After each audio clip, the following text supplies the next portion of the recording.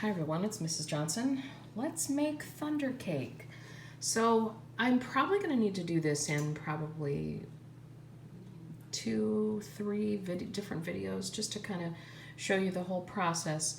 The other thing I wanted to tell you is that in the recipe it calls for baking it in two 8.5 inch round cake pans.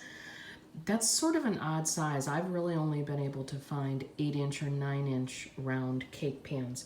But then I decided that, you know what, I'm just gonna make cupcakes because I think that is so much easier.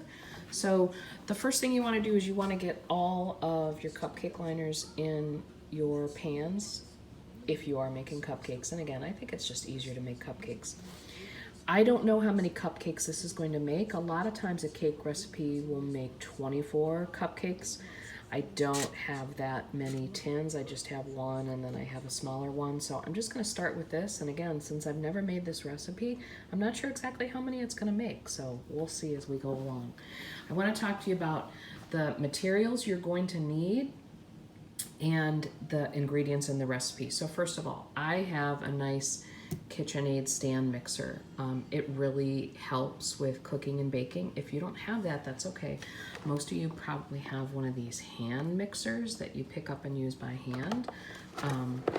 That is also fine to use. If you do not have a hand mixer or a stand mixer, you can obviously just make this by hand. It'll be a little more labor intensive, but it will certainly be fine because for as old as this recipe is, I guarantee that this started out as a recipe to make by hand. Let me talk to you about some of the things you'll need. Most likely you will not be able to make this the same day that you watch this because you're going to need some ingredients that you may not have at home. None of them are too out of the ordinary, but I guarantee that a lot of you probably won't have these things at home. So again, the weirdest ingredient that I talked about the other day is the tomato puree. It's basically just kind of like tomato sauce. Don't worry, even though I've never made this, I am sure that this recipe is not going to taste like tomatoes. Again, I believe that the acid in the tomatoes is what makes the cake a little more moist.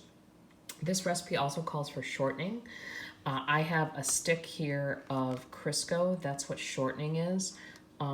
Again, you probably don't have that at home. If you can't get Crisco, you could probably use butter and it would probably be okay. Again, I don't know, but I think that that would be okay.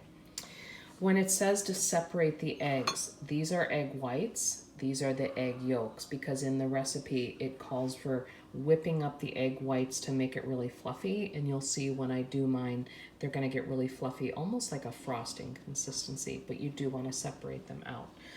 Something that I really like to bake with, I use vanilla bean paste instead of regular vanilla. Most of you probably have vanilla at home. Again, this is just what I use. You don't have to use this. I have everything all kind of set out at first because that's what you want to do. So the first thing you're doing when you make a recipe, you want to read the whole recipe a couple times. You want to preheat your oven. When we first started the video, you may have heard some beeping. That beeping was telling me that my oven was ready. And you want to just measure everything out. So here I have my sugar, I've got my cold water, I've got my eggs, I've got my tomato puree.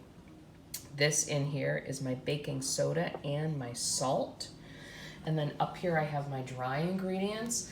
In this bowl I have cake flour. I'll talk about that in a second. And it says dry cocoa, that's just cocoa powder. So the cake flour, most of you probably don't have that. I had to specifically order that from the grocery store. If you do not have cake flour, I Googled it, and you can use regular flour, take out, you'll have to look it up, I think it's like 2 tablespoons of the flour, and then put back in 2 tablespoons of cornstarch. But again, if you Google search how to substitute cake flour, I'm sure you will find it. So again, I've got all my ingredients laid out, and I'm going to start to put it together, so I'll see you in the next video.